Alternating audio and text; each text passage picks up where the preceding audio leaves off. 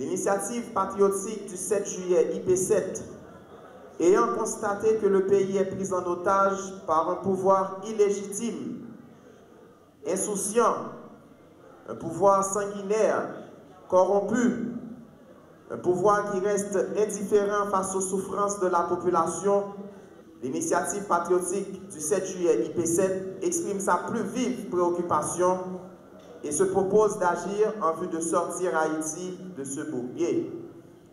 Ainsi, l'initiative patriotique IP7, consciente de l'ampleur de cette crise multidimensionnelle qui s'est aggravée depuis l'assassinat du président de la République Jovenel Moïse le 7 juillet 2021, considérant qu'il est urgent de créer les conditions pour l'organisation du dialogue national en vue d'aboutir à un pacte autour d'un projet national commun pour la transformation du pays, considérant qu'il est indispensable de créer les conditions nécessaires pour la tenue des élections libres, honnêtes, transparentes et démocratiques, considérant que le pays fait face à une crise aiguë depuis plus de 47 mois et qu'il convient aux forces vives de la nation de se mettre ensemble en vue de mettre en place le processus démocratique et les institutions républicaines, considérant qu'il y a lieu de mettre en place un nouveau gouvernement provisoire de consensus capable de mettre en confiance toutes les parties prenantes, il est convenu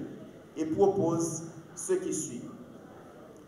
Premièrement, de la mise en place du gouvernement provisoire de la transition. Pour y parvenir, nous avons listé les points suivants. Réunir les conditions nécessaires pour forcer le CPT, Fils-Aimé et son gouvernement à démissionner et à quitter sans délai le pouvoir usurpé. Élaborer avec l'aide d'experts une feuille de route devant être soumise à ce gouvernement provisoire qui aura à accomplir les tâches urgentes et prioritaires. Deuxième section de notre proposition, de la création d'un organe de contrôle de l'action gouvernementale. Ceci dit, il nous faut créer l'organe de contrôle de l'action gouvernementale au CAG, dont la principale attribution sera de collecter et de rendre publics tous les écarts et manquements constatés dans la mise en œuvre de la feuille de route du gouvernement provisoire et dans la gestion des affaires publiques. Rétablir la sécurité sur tout le territoire de la République sans aucune intervention d'une force étrangère militaire ou civile, y compris celle des Nations Unies. Installer les membres du Conseil électoral provisoire qui aura pour unique tâche d'organiser le référendum constitutionnel et les élections générales qui sera doté lui aussi d'une feuille de route indiquant les principales tâches à exécuter. 7 juillet 2021, 7 juillet 2025, déjà 48 mois depuis que le président de la République, son Excellence Jovenel Moïse, a été lâchement assassiné dans sa résidence privée à Pèlerin 5. Jovenel Moïse, un fils du peuple haïtien, de l'arrière-pays d'Haïti comme moi, comme vous autres, fils de paysans, élu par le peuple haïtien au timon de l'État, au timon des affaires publiques de l'État, avait entendu les cris du peuple, des exclus, des laissés pour compte, des oubliés de la République. Il avait compris qu'il devait prendre parti pour eux en libérant l'État pris en otage par des voleurs, des oligarques corrompus, des politiciens véreux et d'autres jouisseurs qui siphonnaient et qui continuent à siphonner encore les maigres ressources de l'État au détriment de la majorité souffrante. C'est ce choix, cet engagement qui explique pourquoi Jovenel Moïse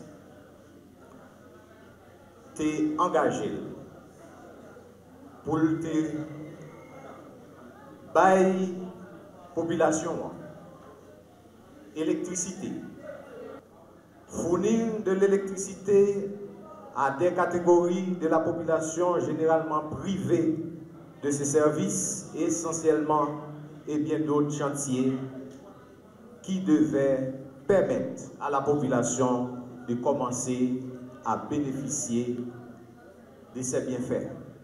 Je profite de cette tribune pour saluer le courage du peuple haïtien, victime particulièrement pendant ces 14 mois d'exercice du pouvoir du CPT, d'une détérioration drastique de la situation sécuritaire et socio-économique du pays. Pendant ces 14 mois de règne des membres du CPT, les conditions de vie de la grande majorité de la population se sont considérablement détériorées. Le bilan de ces 14 mois de mauvaise gouvernance est désastreux. La situation politique actuelle est beaucoup plus compliquée qu'avant l'arrivée du CPT.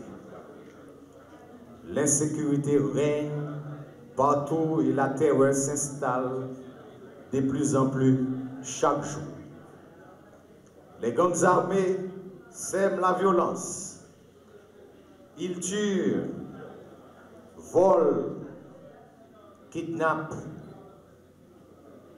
plongeant ainsi les citoyens dans un état de désarroi et de peur constant. L'État est aujourd'hui absent. L'État est incapable de garantir aux citoyens ce droit fondamental qu'est la sécurité. Mobilisation générale là, li doit commencer dans tout le pays. Jodi nous gagnons deux camps dans le pays. C'est moun qui a assassiné le peuple là et avec victimes, assassins avec peuple haïtien. Jodi a pas de l'autre alternative. Nous pour aller dans l'esprit et l'aide constitution dans l'article 149 là qui dit mais qui ça doit faire.